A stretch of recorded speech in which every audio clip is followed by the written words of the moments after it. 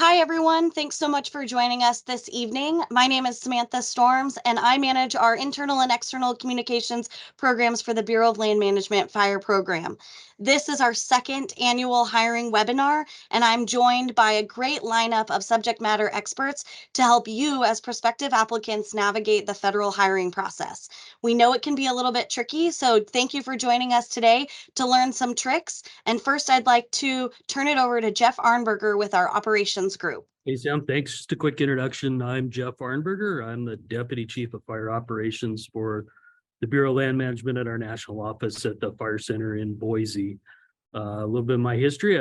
This is my 34th year working for the BLM, so I'm super honored and happy to be here. I'm going to tell you a little bit about the agency I've worked for most of my life and that I love working for, and a little bit about how we're organized, and also a little bit about how our jobs work in terms of pay and types of jobs we offer and some other resources. So without further ado, thank you for tuning in.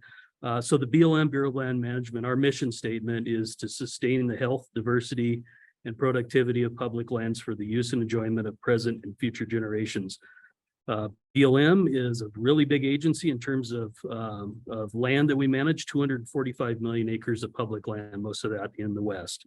The BLM is one of 5 federal agencies with firefighting responsibilities. We're part of the Department of the Interior. Our other sister agencies in the Department of Interior are Bureau of Indian Affairs, U.S. Fish and Wildlife Service, and the Park Service, and of course that's the BLM. And the 5th agency is the U.S. Forest Service. They're a Department of Agriculture. So we all work together on all things wildland fire. So the BLM, our agency is basically organized into 3 levels. Of course, we have the national level. That's where I work. Refer to that as headquarters. For fire, our headquarters here is in Boise, located at the National Interagency Fire Center. The rest of our headquarters staff is in Washington, D.C. That leadership at that level is provided by a national director and a lot of division chiefs, including the one I work for fire.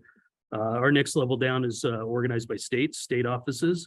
Those also have state directors, division chiefs, and a fire management officer that works at the state level. And then really where the rubber meets the road, the ground level, our unit level, we have 52 districts in the BLM, and each one of them has a fire program at some level. And that's really where the bulk of our wildland firefighting employees are. And almost all of our firefighting crews and equipment and fire management people, all assets are located at that ground level because that's where the firefighting actually occurs.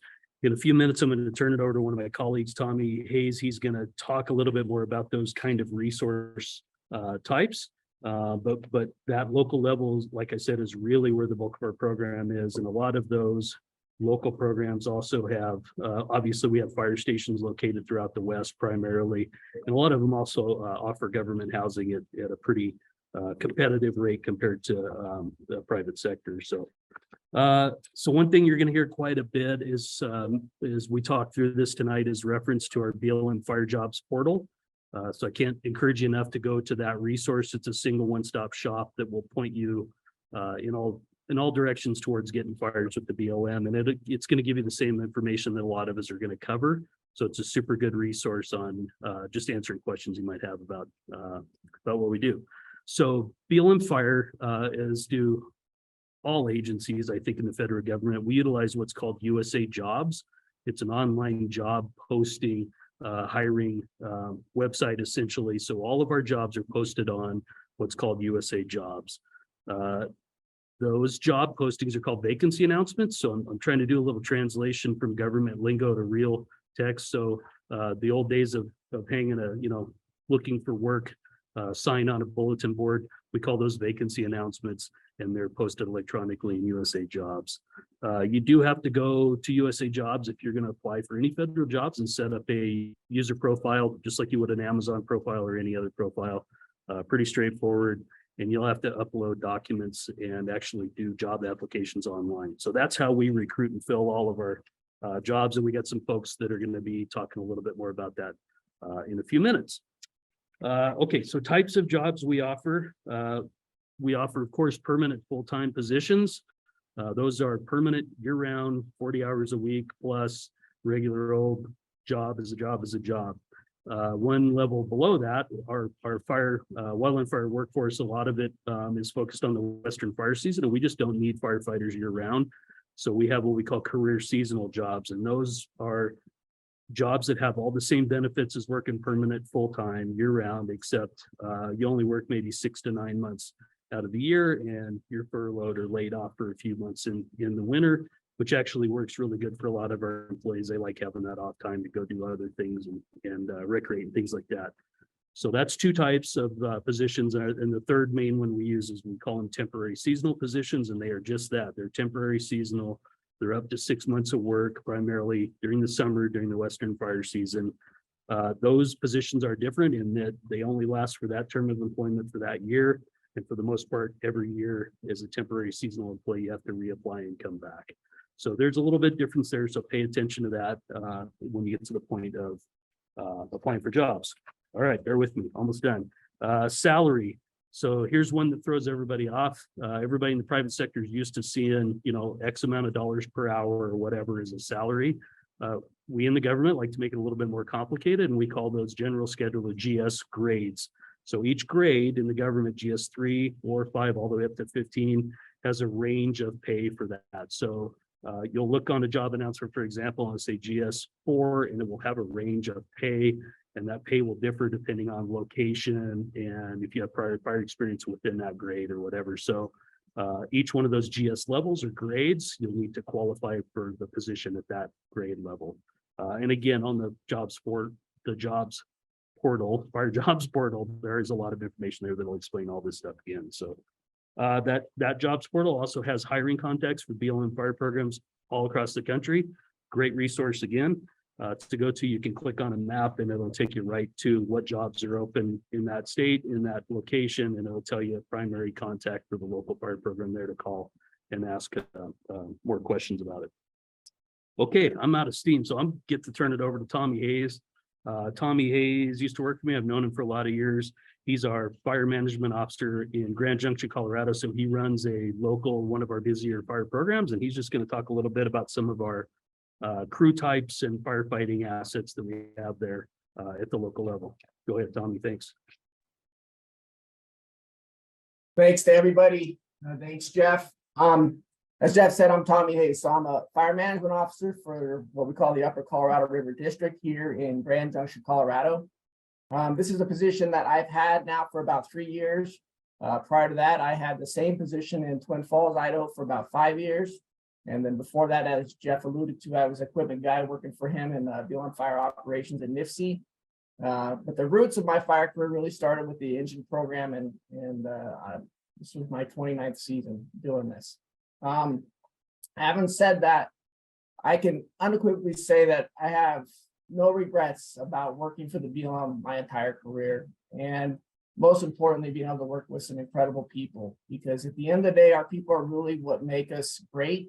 I can't remember all the fires, but I certainly remember experience with people on the fires, and that's my connection to things. So I have a PowerPoint. I have a lot of positions I'm going to try to cover here pretty short time, so I might speak kind of quick, but I'm going to share my PowerPoint.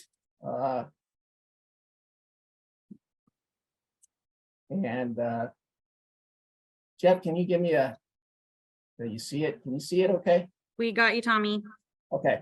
So I'm going to talk about some of the operational positions on districts. And because I'm an engine guy, I'm going to kick it off. First, I'm going to identify some of the commonalities behind all these positions. So there's some common themes, but physical fitness standards are required by any NWCG sanctioned firefighter.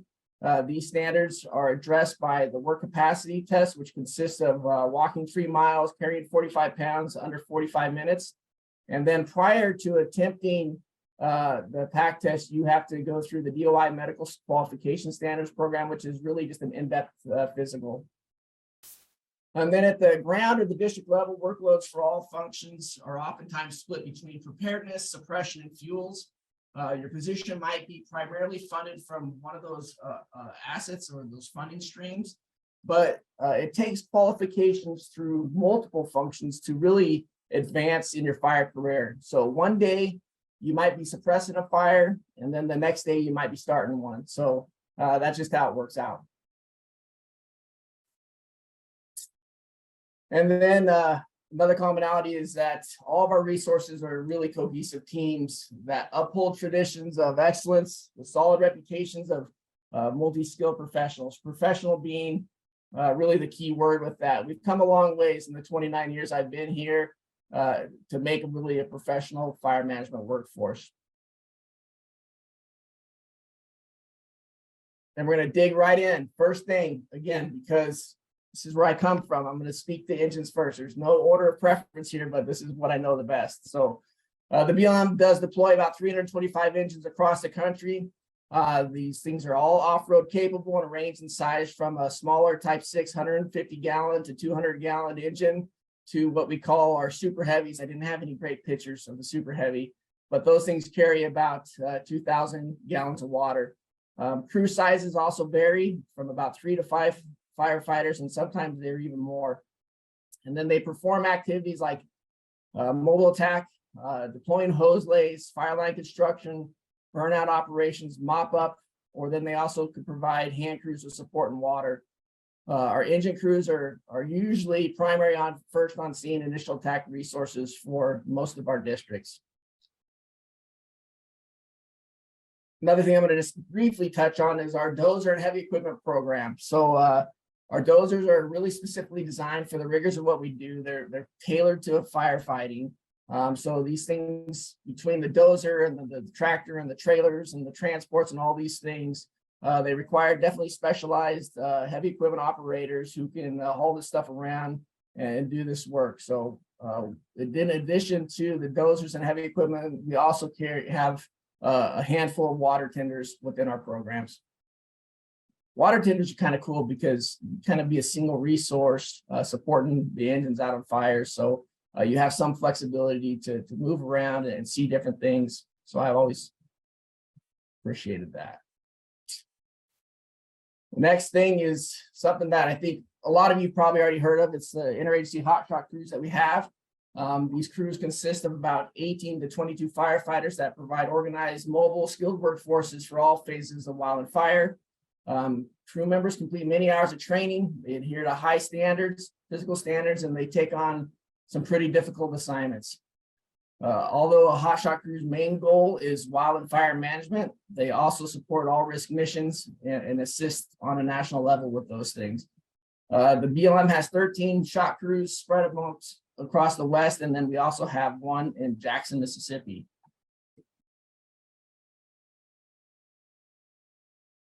The next one is the vet crews. These are fairly new to me. They haven't been new for a while, but I'm still getting used to what they are. But as their title identifies, they're specifically comprised of military veterans.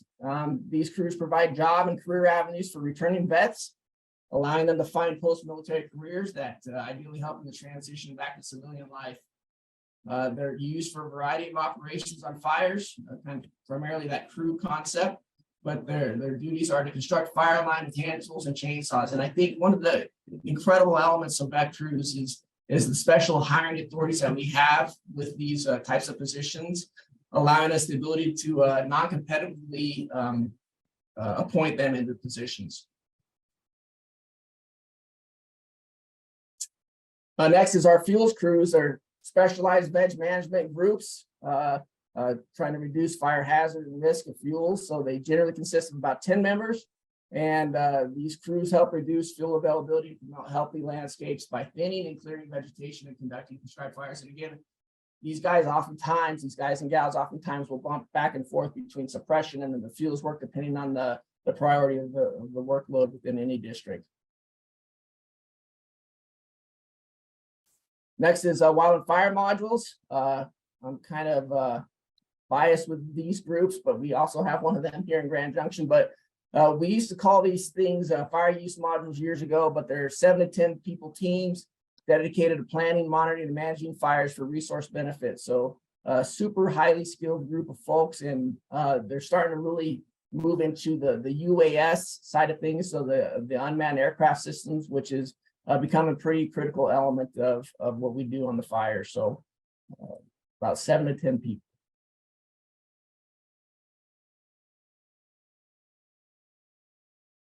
The next is our helicopters.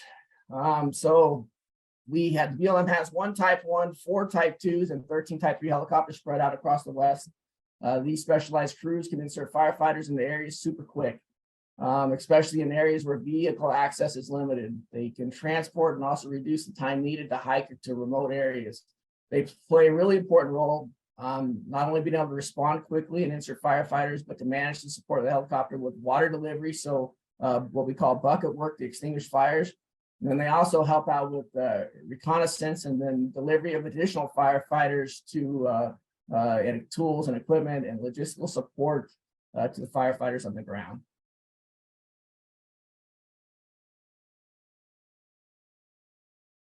Here's another one that I'm sure everybody's aware of. So smoke jumpers.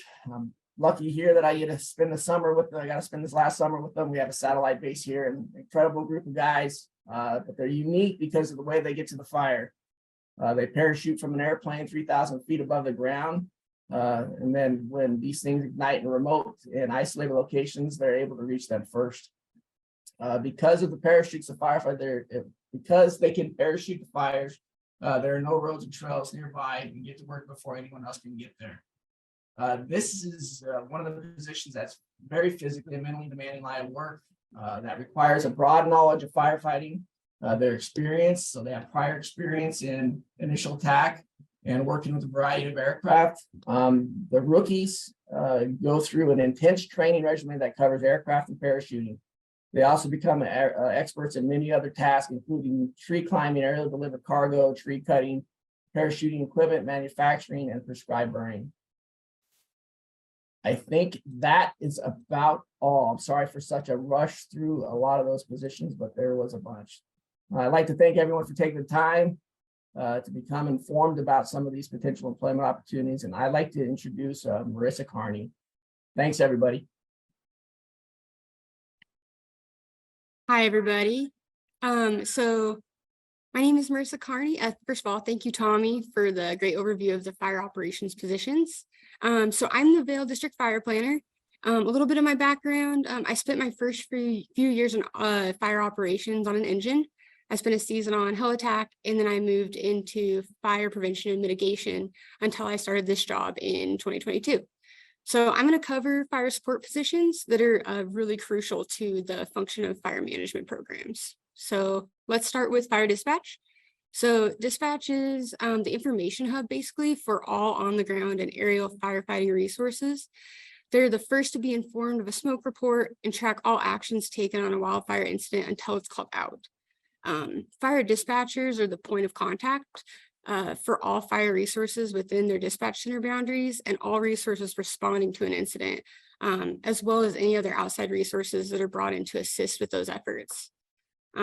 Dispatch is responsible for coordinating the initial response to incidents, extended attack on large fires, logistic support to firefighters, gathering intel on wildfire incidents, as well as intelligence gathering before an incident even occurs to ensure that enough resources are available for initial attack. They ensure a clear, concise line of communication from firefighting resources on the ground to fire managers working with resource staff. Dispatch is really crucial in the coordination of firefighting efforts and keeping firefighters safe. Moving on to field technicians and specialists. So they plan and implement a variety of vegetation management treatments using mechanical, biological, chemical, and prescribed fire. They collaborate with other organizations and private landowners to conduct these treatments. Working collaboratively helps treat federal lands, but also the private lands that border them in order to implement effective treatment across the broader landscape.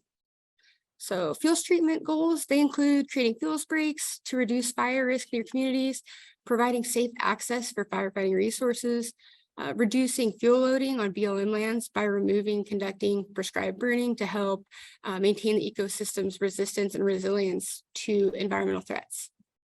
They also work to restore and protect wildlife habitat, for instance, sage-grouse habitat, by conducting manual and or mechanical treatments to reduce that pinyon juniper encroachment by the use of chainsaws, heavy equipment, and using prescribed fire to reduce fuels on ground and pile burn the pinyon juniper.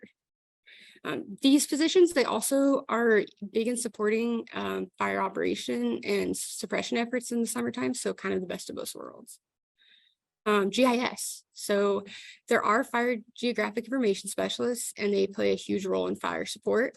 They manage and maintain fire data, create maps for active incidents, and provide maps and data to fire staff and natural resource specialists with information that's important for post-fire rehabilitation. These folks are experts in geospatial information software for data collection, analysis, and ensure that field-going firefighters are informed, and they're provided training on how to collect data in the field on wildfire incidents so that they can ensure that the data is collected accurately. GIS specialists also work on large incidents to collect real-time data from the field to create maps for briefings and planning purposes. Fire planning. So as fire planning specialists, we provide expertise on long and short-term strategic fire management planning and work to ensure that all local fire operating plans and management plans are following national policies and procedures. A fire planner's role is really to ensure that operating plans at the national, state, and district levels are updated and account for changes made to policy. Fire planners provide technical expertise on local fire planning, analysis systems, models, and several decision support systems. One of these systems is the National Fire Danger Rating System. It's an interagency decision support framework that uses local fire weather, fuels conditions, and fire history to help fire managers understand how many resources are needed to staff and respond to fires throughout the season based on those daily conditions. Fire danger is used to reflect the potential for a fire to ignite over a large area and estimate how difficult a fire would be to suppress at any given time. Fire planners, their overall goal is to work with fire managers to ensure that operating plans are followed and always provide for firefighter and public safety and BLM natural resources. Moving into another support role, the fire mitigation and education specialists. So they develop educational campaigns and programs to educate the public on fire prevention and mitigation. They participate in local community events for both adults and children, including fairs, parades, holiday and seasonal events, and educate through prevention signing, social media, news releases to pass along any information anywhere from prevention messaging, for example, one less spark, one less wildfire, to any fire restrictions that may be in effect at that time. They may also work with the local operators, such as fire departments, homeowners, landowners, state and local officials, to ensure that communities and organizations are educated on how to properly reduce that wildfire risk in communities and work with them on the ground to complete projects to ensure that that work is that was planned is completed. These folks also typically serve as wildland fire investigators. They utilize specialized skills to determine the origin and cause of a fire using the scientific method. Determining the cause of a human caused fire is important for understanding what prevention measures and education campaigns are needed at the local level and may include cost recovery in many cases. Incident business specialists. So these folks serve as a subject matter experts on policy related to finance side of wildfires and potentially other incidents involving the use of federal government resources. These specialists provide counsel to fire managers on administrative tasks and issues such as payroll, budget, work through claims for compensation for injuries on the fire line. These folks provide guidance on following policy to accurately document labor and the use of equipment resources on incidents, and providing guidance on the use of purchase cards and monitoring those purchases, and ensuring agreements are established and current with other partner agencies, and working close with those agencies on settling shared costs following wildfire incident. They assist with purchasing equipment, logistical items, emergency, and other items in emergency fire situations. They'll oftentimes also work on incident management teams in the finance section, and is an important position in management because they help us all get paid. So materials handlers. So that's the last one we're going to be going over for support roles. So material handlers that work specifically in wildland fire work to repair and rehabilitate wildland fire supplies and equipment, such as radios, hoses, fittings, portable pumps, any other fire equipment that may be needed on a fire incident or need refurbished for the local districts. They also often provide support for shipping and receiving supplies and equipment and performing inventories as a part of general warehouse duties. Material handling, it usually involves packing and unpacking supplies, taking inventory, and will include a lot of heavy lifting and probably the use of a forklift. So with that, I'm going to send it back to Samantha Storms for Q&A. And I'm going to ask Tommy and Jeff to stay on camera with me.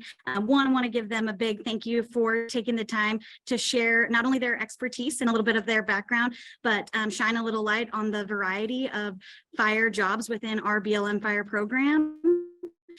We welcome your questions in the chat, so you can drop those in at any time. Jennifer has dropped in some really useful links, and if you're interested in learning a little bit more about any of those program areas, I encourage you to check out those links. We did have one question come into the chat, and I'm going to let Jeff answer this and share a little bit more about what are the qualifications needed to become a wildland firefighter. The good news is in general, we train you once we hire you. So we're looking at the entry-level jobs. We're looking for people that are fit and with the potential to do a good job for us and stick with us for a while. There is a physical exam you have to pass. Go to the doctor, do a physical, typical physical for the job. And then when you start on the job, there's also a drug test. And then when you actually show up for work, one of the first things you'll do is take what we call the PAC test. And that's just a walking test, 45 pounds, 45 minutes or less. You got to walk 3 miles. That just ensures you can do the basic, have the basic physical fitness to do the basic functions of the job. After that, we send you to about a week of training. We'll cover all the basics of firefighting, fire behavior, fire weather, firefighting techniques, line building, engines, all that stuff. We'll train you once we get you, and we'll outfit you with gear and all that stuff. So that's super simple, but that covers, I think, most of our entry-level firefighting, fire crew jobs.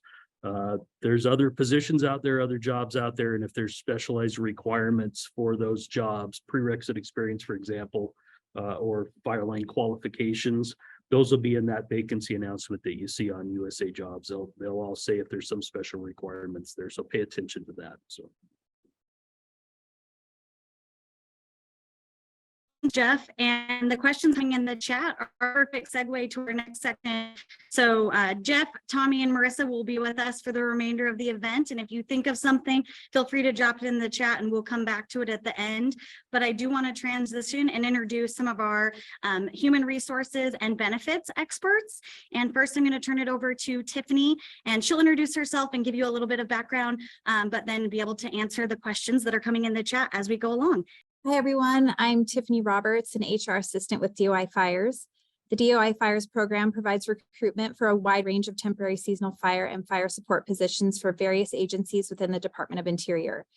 These positions have a set time limit of how long employees can work, which is 6 months, and are typically entry level. The bulk of recruitment our office does is for wildland firefighters, covering a wide variety of crew types, including hand crews, engine crews, helitech crews, etc. Fiscal year fire recruitment begins October 1st. That's when you'll start to see announcements open on USA Jobs for positions that will be filled for April 2024 through October 2024.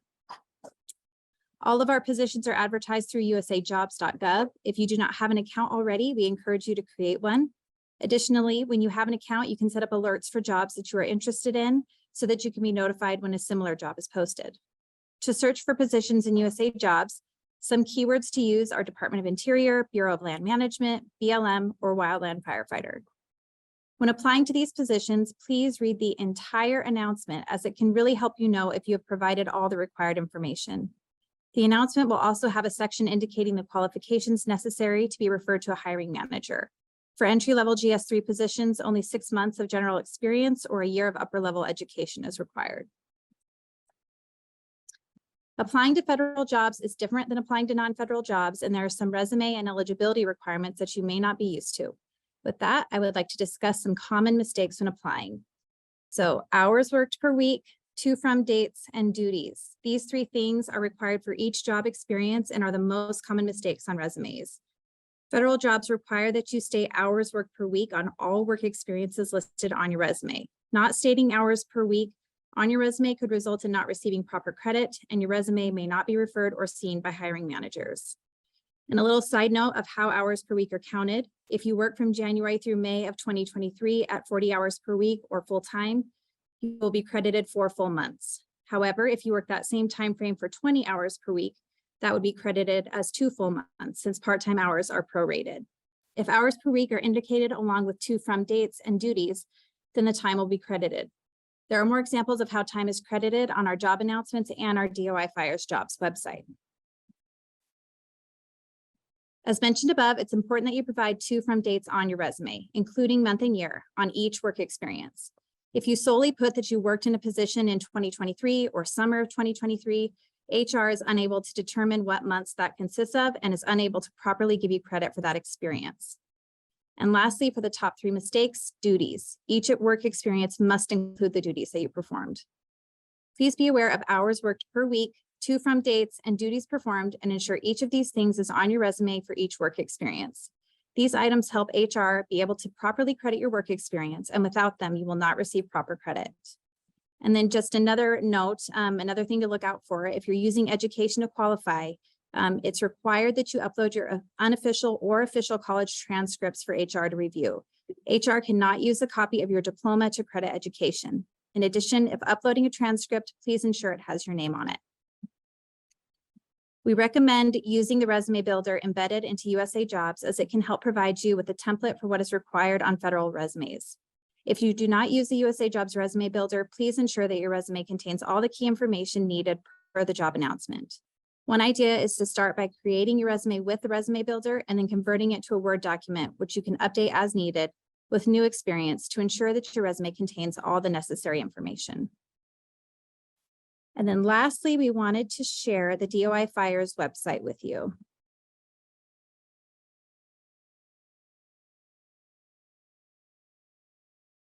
The website is www.firejobs.doi.gov. It has a lot of great information, including tips and tricks, common mistakes, and frequently asked questions about how to apply. It also has a fire contacts page with location contacts and information about housing options available throughout the United States. Just click on the state you're interested in. Another helpful page is a search for jobs tab, which shows current open announcements as well as anticipated announcements so that you can keep your eye on particular job types and locations that you are interested in. We highly encourage you to take advantage of our website, as well as calling or emailing us at the contact information provided if you have any questions about temporary seasonal fire recruitment and hiring. Thank you so much for your time. I will now turn it over to Stephanie. Good evening. Thank you, Tiffany. My name is Stephanie Bouchon, and I'm a benefits specialist with the Benefits and Retirement Branch out of the National Operations Center in Denver, Colorado. However, I physically live an hour west of Boise over in the Fruitland area, so I am considered a local employee. I'm very aware of NIFC's mission, their goals, and their values. They are an amazing group of people, and I'm honored to be helping them tonight. I've been with this branch for 3.5 years, and I'm here tonight to talk about the different health and retirement benefits that the BLM has to offer. Please refer to the handout that's on the screen. And as you can tell, we offer different healthcare benefits based upon if you're a temporary or a permanent employee. As a temporary employee, which is most of our entry-level positions, and I'm sure that's what you're here tonight to listen about. If that is the case, you will be offered health care insurance. The BLM pays 75% of the premium, and you only pay 25% of that premium. It's a great benefit, and we have many plans to choose from. If you sign up for health care insurance within the first 2 weeks of employment, you're automatically covered by your 3rd week of work. You will also be eligible for supplemental dental and vision insurance at very affordable prices.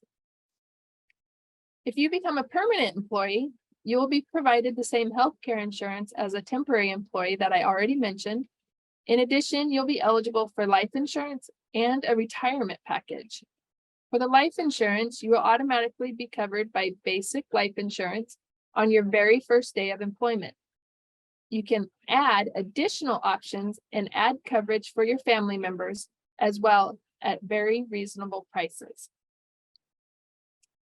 In terms of retirement, As a permanent employee, you have a retirement package. Our retirement package is called a TSP, often known as a thrift savings plan, and it's very similar to the private sector's 401k program. You can contribute any amount or percentage you want from within your payroll check. You will automatically be contributing 5% starting on your very first day of work. You can increase or decrease that percentage or amount at any time. The BLM will match up to 5% of your contributions as well. It's a great benefit and it's free money as long as you contribute at least the 5%.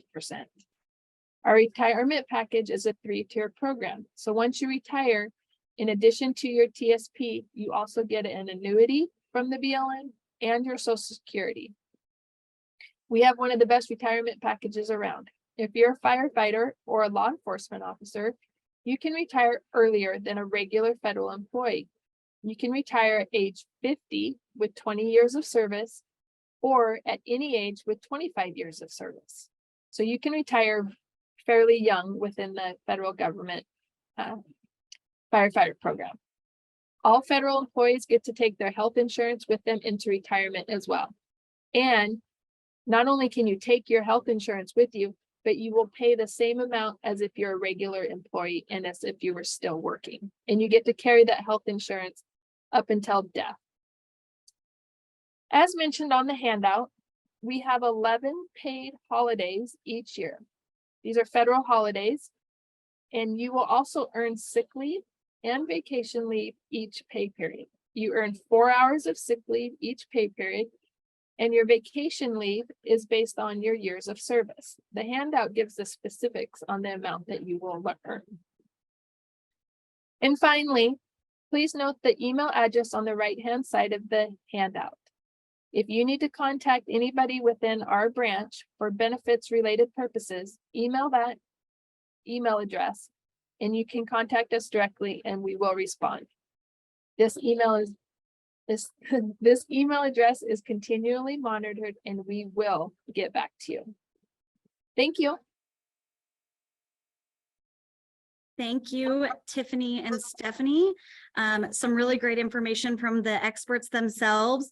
Tiffany's been responding to some of the HR questions that have come in the chat, and Jennifer will be dropping that email address that Stephanie mentioned also in the chat with a link to that benefits handout, something that you can open yourselves, download, print, have readily available. I'm not seeing any other questions in the chat, but certainly want to open it up. Oh, there might be a few more coming in. This is usually what happens. Oh, it's Jeff responding. So I want to give a little bit of a pause to see if there are any more questions from our audience. Really appreciate those 99 of you that tuned in with us. And for anyone that we missed this evening, certainly know that this recording will be posted on our BLM Fire Jobs Portal. While we pause for a second looking for questions, I do want to just quick show you that portal. I think it's helpful for folks to be able to see and how to navigate it. So give me just a second to pull that up. If you go to nifsi.gov, and a pretty easy search is our careers, or you can search NIFSI BLM. There's a lot of ways to find us via Google, but if you get to this nifsi.gov/careers BLM Fire Job page, you'll see the information in place for this event, and soon that will be replaced with the recording. And scrolling through here, you'll see a number of resources to help you navigate the USA Jobs hiring process. We've created, thanks, Jennifer. So we'll just take a quick scroll through here and you'll notice on this page a number of resources. One I want to call out is the map.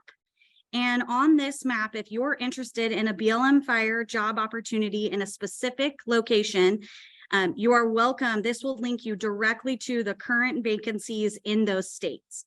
As we continue down this page, a number of the pieces that Jeff talked about, breaking down the different disciplines and our salary and some of the benefits, you'll be able to navigate just right from this portal. We do have a lot of We know it's confusing, the different types of jobs, so we've tried to break down what those different types of jobs are and the salaries associated with them. And then it all comes full circle and links back to that DOI Fires career page and how to get contact information in each of those places. So we'll jump back over to questions coming in, but we did want to debut this page for you. We're really happy to be able to provide all of those resources in one place on our National Interagency Fires website. So scrolling through the chat. So Stephanie, I'm going to send this question to you. Someone in the audience wants to know, are you earning both annual leave and sick leave? Yes, so you earn 4 hours of sick leave and annual leave each pay period.